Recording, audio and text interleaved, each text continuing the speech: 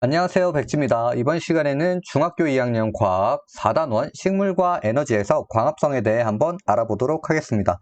우리 광합성이라는 것은 식물이 빛 에너지를 이용을 해서 양분을 만드는 과정이다 라고 보시면 되고, 이 광합성은 엽록체에서 일어나고요, 잎을 구성하는 세포에 들어있다 라고 기억을 하시면 되겠습니다. 옆에 사진을 보면 식물 세포가 있습니다. 식물 세포 보시면 세포벽이 있고, 그 세포벽 안에 동글동글한 어떤 물질들이 보이죠. 이것이 바로 엽록체다 라고 보시면 되고, 이곳에서 양분이 만들어진다라는 것입니다. 그래서 잎의 엽록체에서 무엇이 이산화탄소와 물을 원료로 빛 에너지를 이용을 하면 양분이 만들어진다라는 것이고, 우리가 일반적으로 음식을 조리할 때 여러 가지 재료를 넣고 열을 가한 후에 음식을 완성하죠. 식물에서는 물과 이산화탄소를 이용을 하고 빛을 통해서 양분을 만들어낸다라고 보시면 됩니다. 그 양분이 바로 포도당이라는 것이죠. 그리고 산물로 산소까지 발생한다라고 보시면 되겠습니다. 이것을 우린 좀 더 자세히 분자식으로 확인을 해보면 6개의 이산화탄소 분자와 또 6개의 물 분자가 서로 만났을 때 총 한 분자의 포도당이 만들어지고요, 부산물로 6개의 산소가 발생한다라고 보시면 되겠습니다. 이를 통해서 광합성에 필요한 요소들은 위에서 봤듯이 빛 에너지가 있고요. 빛 에너지는 광합성의 에너지원이다 라는 것을 꼭 기억을 해주시면 되고, 물은 뿌리를 통해서 흡수된다 라고 보시면 되고, 이게 잎까지 운반되어서 광합성에 사용된다 라는 것입니다. 그리고 이산화탄소는 잎을 통해서 흡수가 되고요, 물과 함께 광합성에 사용된다 라고 보시면 되겠습니다. 그리고 다음 페이지 보도록 할게요. 광합성 확인 실험 방법입니다. 실험을 들어가기 전에 BTB 용액이 무엇인지 한번 보도록 할게요. 우리 BTB 용액이라는 것은 산염기, 지시약이라고 보시면 됩니다. 여기서는 지시약이라는 것은 화학 반응이 일어날 때 변화가 나타나는 것을 확인하는 물질이다 라고 보시면 되고, 산과 염기성을 확인한다 라고 보시면 되겠습니다. 그래서 BTB 용액이라는 것은 산과 염기성 안에 물질의 변화가 있는지 확인을 한다라는 것이죠. 그러면 이 BTB 용액을 이용을 해서 바로 광합성이 일어나고 있는지, 광합성에 필요한 물질은 무엇이 있는지 확인을 한다라는 것이죠. 그래서 그 실험 방법 한번 보도록 하겠습니다. 첫 번째 실험 방법에서는 푸른색을 나타내고 있는 BTB 용액이 노란색이 될 때까지 숨을 불어넣는다라는 것이죠. 밑에 그림을 봤을 때 BTB 용액은 중성일 때 녹색을 나타내고, 산성일 때는 노란색을 나타내고, 염기성일 때는 푸른색을 나타난다라는 것이죠. 그럼 여기서 숨을 불어넣었다는 것은 우리 숨속에 있는 이산화탄소가 BTB 용액에 녹아 들어갔다, 그래서 산성으로 변했다라고 보시면 되겠네요. 그러면 노란색 BTB 용액은 무엇이다? 이산화탄소가 녹아 있다 라고 우리는 기억을 하시면 되겠습니다. 그래서 이 이산화탄소가 녹아있는 용액을 A, B, C 시험관에 각각 담아주고요, A 시험관은 그대로 봉인을 해서 놔두고, B와 C 시험관에는 검정말이라는 물속에 살고 있는 식물을 넣어줍니다. 왜 물속에 살고 있는 식물을 넣느냐? 이런 식물들은 물속에 녹아있는 이산화탄소를 이용을 해서 광합성을 한다라고 보시면 되겠습니다. 그래서 각각의 B, C 시험관에 넣는데, C 시험관에는 알루미늄 박을 감싼 후에 실험을 한다라는 것이죠. 지금 보시면 3번에는 빛이 비치는 곳에 일정한 시간이 지난 후에 그 각각의 시험관을 관찰을 했더니 B는 초록색으로 변했고요, A와 C 시험관에는 노란색 그대로이다. 우리는 이것을 통해서 어떻게 광합성이 일어났는지 확인이 가능하다라는 것이죠. 그러면 B 시험관을 봤을 때는 검정말이 있었고, 이산화탄소가 녹아있는 액체가 있었고, 빛이 투과가 됐다라는 것입니다. 그러면 광합성에 필요한 요소가 무엇이 있었느냐?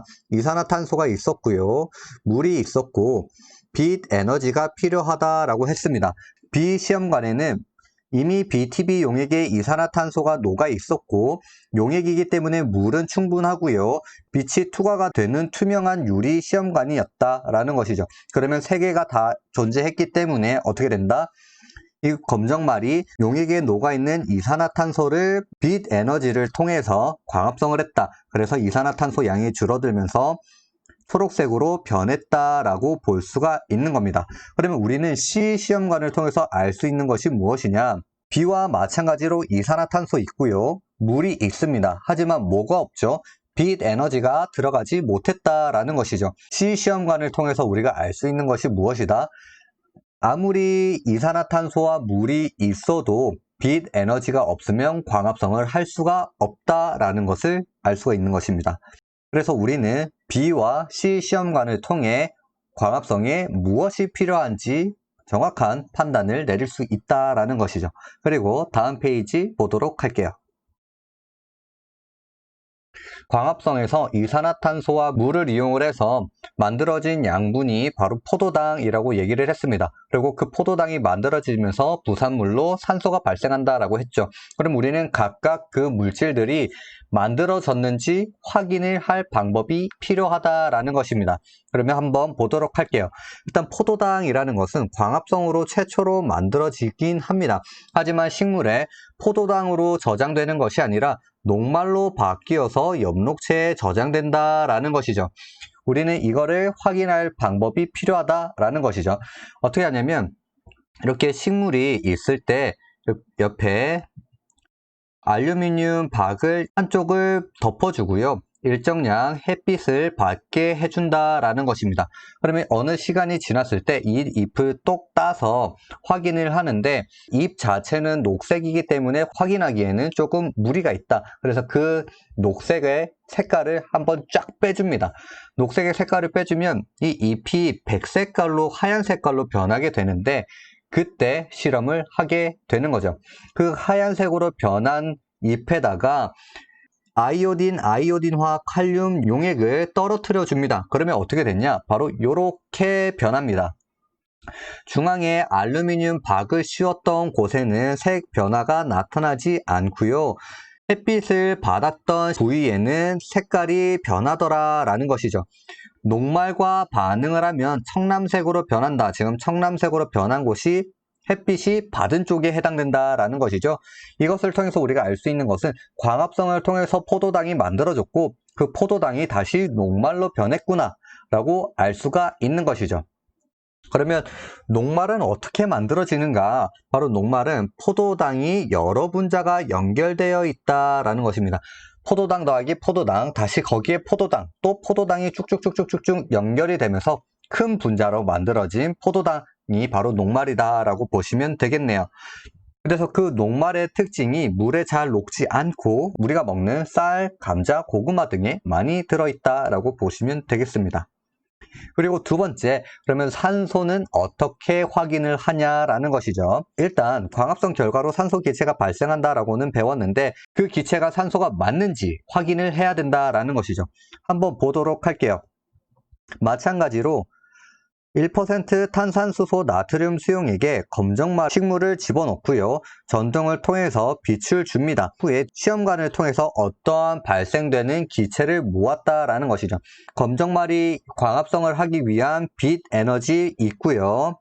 물 있고요. 이산화탄소는 어디 있을까요? 바로 탄산수소 나트륨이 이산화탄소를 제공해 준다라고 보시면 되겠습니다. 필요 요소는 다 있으니까 광합성을 했고 그 통해서 어떠한 기체가 만들어졌는데 이 기체를 봤더니 물에 잘 녹아 들어가지 않고 그대로 위에 모이더라라는 것입니다. 그러면 우리는 산소의 특징부터 먼저 확인한 후에 이 기체가 산소가 맞는지 알아보도록 할게요. 산소는 물에 잘 녹지 않습니다. 그리고 물질이 타는 것을 돕는 성질, 이것을 우리는 조연성 성질이라고 하는데 타는 것을 도와주는 성질이 있다라는 것입니다. 이 성질을 가지고 어떻게 된다? 꺼져가는 불씨를 가져가 보면 안다라는 것이죠. 그럼 이것을 통해서 우리 시험관에 모여진 기포를 향해 불씨를 댔더니 그 불씨가 다시 되살아나더라라는 것입니다. 우리가 산소는 물질이 타는 것을 돕는 성질이 있다라고 했죠. 이것을 통해서 만들어진 기포는 산소에 해당되구나 라고 확인이 가능하다라는 것이죠. 옆에 사진을 보면 이 검정말 풀에 뽀글뽀글한 거 보이시나요? 이게 바로 만들어진 산소 기체다라고 보시면 되겠습니다. 그리고 이 발생한 산소는 식물들이 무조건 다 배출하는 것이 아니라 식물도 생물이기 때문에 사람처럼 산소가 필요하다라는 것이죠. 필요한 만큼 산소를 이용을 하고 나머지를 식물 밖으로 내보낸다라고 보시면 되겠습니다. 그리고 다음 페이지 보도록 할게요. 그리고 광합성에 영향을 미치는 환경 요인 한번 보도록 하겠습니다. 우리 광합성에는 물과 이산화탄소, 빛 에너지가 항상 들어간다라고 했죠. 그럼 한번 어떤 영향을 주고 있는지 보도록 할게요. 광합성률과 빛의 세기입니다. 두 개를 확인을 했을 때 빛의 세기가 셀수록 광합성량은 증가하는 것을 볼 수가 있습니다. 하지만 어느 순간 되면 더 이상 증가하지 않고 평평하게 이루어지는데 식물은 생물이기 때문에 본인이 합성할 수 있는 최대 양이 존재한다라는 것이죠. 그 한계가 있어서 광합성량은 일정해진다. 그러면 그 옆에 이산화탄소 농도도 마찬가지입니다. 빛의 세기와 온도는 적당히 주었지만 이산화탄소 농도가 증가할수록 점점 광합성량은 늘어나고 있지만 어느 순간 되면 광합성량이 일정해진다라는 것이죠. 마찬가지로 이산화탄소를 아무리 많이 주어도 만들어낼 수 있는 어느 정도 한계는 존재한다라고 보시면 되겠습니다. 그리고 여기에 온도가 있는데 온도를 올려줬을 때 급격하게 증가하는 것을 볼 수가 있습니다. 그리고 최정점을 찍죠. 최정점을 찍은 후에 더 높은 온도를 주었더니 급격하게 낮아지는 것을 볼 수가 있습니다. 이것은 무엇이냐면 사람도 온도가 올라갈수록 힘들어 하듯이 식물도 어느 정도 본인이 견딜 수 있는 온도를 넘어가 버리면 식물도 힘들어 한다라는 것입니다. 그래서 일정 온도 이상일 경우에는 식물 세포가 파괴되기 시작합니다. 파괴되기 시작하면서 급격하게 광합성률이 떨어진다라는 것이죠.